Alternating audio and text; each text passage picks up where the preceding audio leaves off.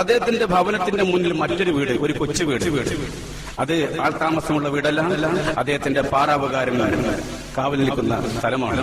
ബഹുമാനപ്പെട്ടവർ ചെന്ന് വളരെ അതവോടുകൂടെ തന്നെ പാറാവുകാരനോട് പറഞ്ഞു, അസ്സലാമു അലൈക്കും വറഹ്മത്തുള്ളാഹി വബറകാതുഹു. വഅലൈക്കും സലാം.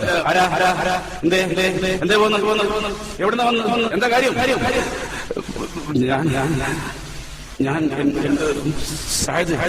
എന്റെ പേര് സായദ്. ഞാൻ വരുന്നത് മദീനത്ത്. എന്താ കാര്യം? എന്താ പ്രശ്നം? എന്തേ പോകുന്നു? നോക്കും മുമ്പിനിങ്ങളെ, പാറാവുകാരന്റെ പ്രതികരണം അപ്രകാരമായിരുന്നു, അദ്ദേഹത്തിന്റെ സ്വഭാവം അപ്രകാരമായിരുന്നു. സത്യത്തിൽ പാറാവുകാരൻ നമുക്ക് കുറ്റപ്പെടുത്താൻ പറ്റില്ല. ഒരു പാറാവുകാരൻ, ഒരു കാവൽക്കാരൻ എന്ന് പറയുമ്പോൾ ആ സ്വഭാവം ആവശ്യമാണ്. അത്തരം ഒരു രൂപത്തിലായിരിക്കണം അവരുടെ പ്രതികരണം ഉണ്ടാവുന്നത്. കാരണം വരുന്നവരാരാണെന്ന് അറിയില്ലല്ലോ. ഏതായാലും ബഹുമാനപ്പെട്ട സായദ് വരെ വിനയനായി സായദ് പറഞ്ഞു, പാറാവുകാരാ, ഞാൻ വരുന്നത് മദീന പള്ളിയിൽ നിന്നാണ്. എന്നെ അയച്ചത് ലോകത്തിന്റെ നേതാവ് മുഹമ്മദ് മുസ്തഫ എന്ന് പറഞ്ഞപ്പോൾ തന്നെ പാറാവുകാരൻ പറഞ്ഞു സല്ലല്ലാഹു അലൈഹി വസല്ലം. ആ കാര്യം ആദ്യം പറഞ്ഞൂടെ? ഒരു സായദിനെയും കൂട്ടി പാറാവുകാരൻ അകത്തേക്ക് പ്രവേശിച്ചു. ഇന്നത്തെ പോലെ കോളിംഗ് ബില്ലും ഒന്നുമില്ലാത്ത കാലഘട്ടമാണല്ലോ. ഏതായാലും വാതിൽക്ക് മുട്ടി നിങ്ങളിവിടെ നിൽക്കും, അദ്ദേഹം പുറത്തേക്ക് വരുമെന്ന് പറഞ്ഞ് പാറാവുകാരൻ തന്റെ ആ വാസസ്ഥലത്തേക്ക് മടങ്ങുകയും ചെയ്തു. സ്വല്പ സമയം കഴിഞ്ഞു അതാ അംർ ഇബ്നു ആബിർ പുറത്തേക്ക് വരികയാണ്. നോക്കൂ, അദ്ദേഹത്തിന്റെ മുഖത്തേക്ക് ആ തഖ്വ, ആ ഈമാൻ പ്രകാശിക്കുന്ന മുഖം, നിസ്കാര തഴമ്പ്, അദ്ദേഹത്തിന്റെ മുഖവും കൈകളൊക്കെ നനഞ്ഞതായി കടന്നു. നിസ്കാരം കഴിഞ്ഞതിന് ശേഷമാണ് അദ്ദേഹം വരുന്നത്. അത് വുളു എടുത്തിട്ടാണോ എന്നും ശക്കുണ്ട്. എന്തോ ആവട്ടെ, ബഹുമാനപ്പെട്ടവർ പുറത്തേക്ക് വന്നു. സായിദ് റളിയല്ലാഹു പറഞ്ഞു, അസ്സലാമു അലൈക്കും വറഹ്മത്തുള്ളാഹി വബറകാതുഹു. വഅലൈക്കും സലാം വറഹ്മത്തുള്ളാഹി വബറകാതുഹു. ആരാ? എന്തേ?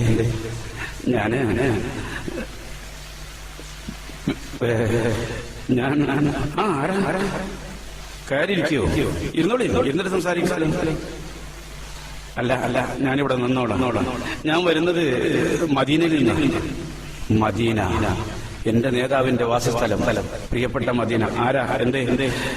ഞാന് ഒരു കല്യാണക്കാരിയായിട്ട് വന്നത്, വിവാഹക്കാര്യം. ആർക്ക്? നിങ്ങളുടെ മോൾക്ക് ഒരു വിവാഹക്കാരിയായിട്ട് വന്നു. അൽഹംദുലില്ലാ. ആരാ നിങ്ങളെ വിട്ടത്? മുത്ത് മുഹമ്മദ് മുസ്തഫ തങ്ങൾ വിട്ടതാണേ, ഞാനും സത്യമായ കാര്യം പറയാൻ വന്നതാണേ.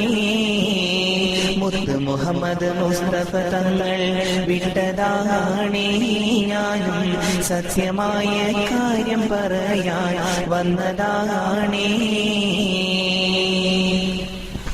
കേട്ടു നിങ്ങൾ കോപമായാൽ വട്ടമായി ഞാൻ തീരുമെന്നാൽ വാമരെ മൊഴിഞ്ഞിടാം ഞാൻ, പാശമാൽ പറഞ്ഞിടാം ഞാൻ. നിങ്ങൾ ഈ പൊന്നുമോളെ എന്നിൽ നിക്കാഹിനായി മൊഴിഞ്ഞോ, ഇത് പറയാനായി ഞാനു പണഞ്ഞു. മുത്ത് മുഹമ്മദ് മുസ്തഫ തങ്ങൾ വിട്ടതാണേ, ഞാനും സത്യമായ കാര്യം പറയാൻ വന്നതാണേ. മുത്ത് മുഹമ്മദ് മുസ്തഫ തങ്ങൾ വിട്ടതാണേ, ഞാനും സത്യമായ കാര്യം പറയാൻ വന്നതാണേ. ആട്ടിടില്ലെന്നോർത്തിടുന്നു, തേട്ടമായി ഞാനിരുന്നു. നോട്ടവും നിറഞ്ഞു വന്നു, കോട്ടവും മാറ്റില്ല എന്നും എന്നെ നിങ്ങളുമേ ചേർക്കുന്നേ. കാര്യവും പാറാ നിന്നേ, നബിയുടെ മുമ്പിൽ ഞാനണയട്ടെ. മുത്ത് മുഹമ്മദ് മുസ്തഫ തങ്ങൾ വിട്ടതാണേ, ഞാനും സത്യമായ കാര്യം പറയാൻ വന്നതാണേ. മുത്ത് മുഹമ്മദ് മുസ്തഫ തങ്ങൾ വിട്ടതാണേ, ഞാനും സത്യമായ കാര്യം പറയാൻ വന്നതാണേ. മോമിനങ്ങളെ, എന്താണ് അവിടെ സംഭവിക്കുന്നത് നോക്കി നിങ്ങൾ. ബഹുമാനപ്പെട്ട സഅദ് റളിയല്ലാഹു അൻഹുവിനോട് എന്തിനാണ് താങ്കൾ വന്നത് എന്ന് പറഞ്ഞപ്പോൾ അദ്ദേഹം വിഷയം അവതരിപ്പിക്കുകയാണ്. ബഹുമാനപ്പെട്ടവരെ, ഞാൻ തന്നെയാണ് പുതുമാരന്മാർ. എനിക്കാണ് അങ്ങയുടെ മോളെ കെട്ടിച്ചു തരാൻ വേണ്ടി പറഞ്ഞിരിക്കുന്നത്. അത് പറയാൻ അദ്ദേഹം വളരെ പ്രയാസപ്പെട്ടിട്ടുണ്ട്. ഈ വിവരം തന്റെ മകളെ കെട്ടാനാണ് സായദ് വന്നിരിക്കുന്നത് എന്ന് പറഞ്ഞപ്പോൾ സ്വാഭാവികമായിട്ടും അംർ ഇബ്നു വഹബിന്റെ സ്വഭാവത്തിന്റെ മാറ്റമുണ്ടായി. അദ്ദേഹത്തിന്റെ വളപ്പുണ്ടായി. മുഖം കറുത്ത മേഘാവൃതമായി മാറി. അദ്ദേഹം പല്ലു കടിച്ചു. അദ്ദേഹത്തെ കുറ്റപ്പെടുത്താൻ പറ്റില്ല. കാരണം ഈ വന്ന മനുഷ്യൻ ആരാണെന്ന് നിങ്ങൾ മനസ്സിലാക്കണത് നേരത്തെ പറഞ്ഞു കഴിഞ്ഞു.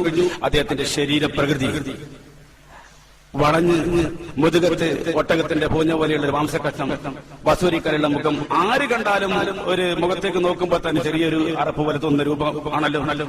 അതുകൊണ്ട് തന്നെ അംറിന് തോന്നിപ്പോയി ഇത് വ്യാജമാണ്, ഇത് നുണയാണ്, അള്ളാന്റെ റസൂൽ ഒരിക്കലും ഇങ്ങനെ അയക്കുകയില്ല എന്നുള്ള ഒരു ധാരണ അംർ ഇബ്നു വഹബിന്റെ ഹൃദയത്തിലേക്ക് എത്തുകയുണ്ടായി. ഈ വിഷയം ഞാനാണ് പുതുമാരൻ, എനിക്കാണ് നിങ്ങളുടെ മകളെ കെട്ടിച്ചു തരേണ്ടത് എന്ന് പറഞ്ഞപ്പോൾ തന്നെ പെട്ടെന്ന് അംർ ഇബ്നു വഹബ് ദേഷ്യപ്പെട്ടു.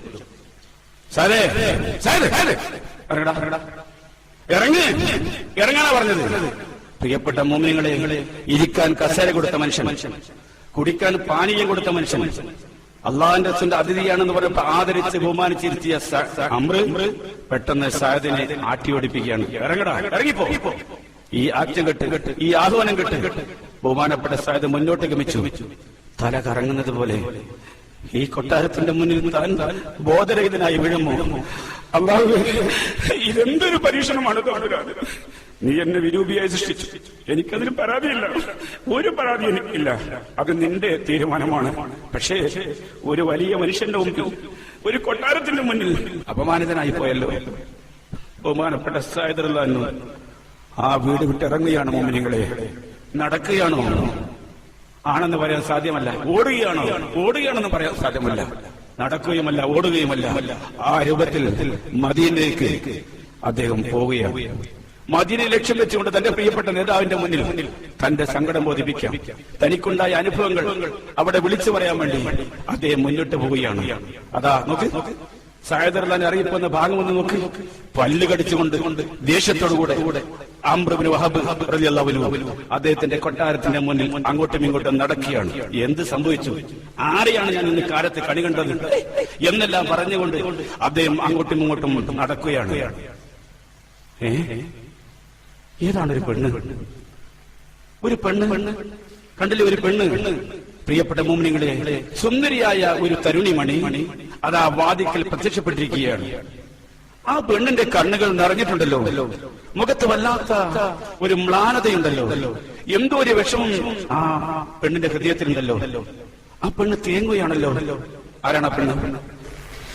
അംർ ഇബ്നു വഹബിന്റെ മോളാണല്ലോ, അഴകിൽ മികച്ച കനിയാണല്ലോ, സൗന്ദര്യത്തോപ്പിൽ വിരിഞ്ഞു നിൽക്കും നല്ല സോമമാണി പൊന്നു ബീവി.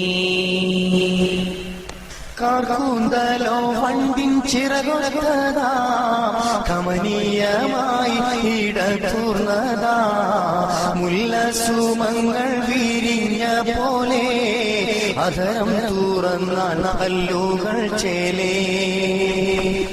അംർ ഇബ്നു വഹബിന്റെ മോളാണല്ലോ, അഴകിൽ മികച്ച കനിയാണല്ലോ, സൗന്ദര്യത്തോപ്പിൽ വിരിഞ്ഞു നിൽക്കും നല്ല സോമമാണി പൊന്നു ബീവി. നെറ്റി കാമാനത്തിൻ ചേലുമാണേ, സമരിൻ നിറങ്ങളായി ബദലിലുണ്ടേ, 17 ബാബിൽ വീരുന്നെത്തിയേ, പലരും ഈ പൂവേ കോതിച്ച ചെയ്യേ. ഇബ്നു വഹബിൻ മകളാണല്ലോ, അഴകിൽ മികച്ചുള്ള കനിയാണല്ലോ, സൗന്ദര്യത്തോപ്പിൽ വിരിഞ്ഞു നിൽക്കും നല്ല സോമമാണി പൊന്നു ബീവി. ആ സുന്ദരി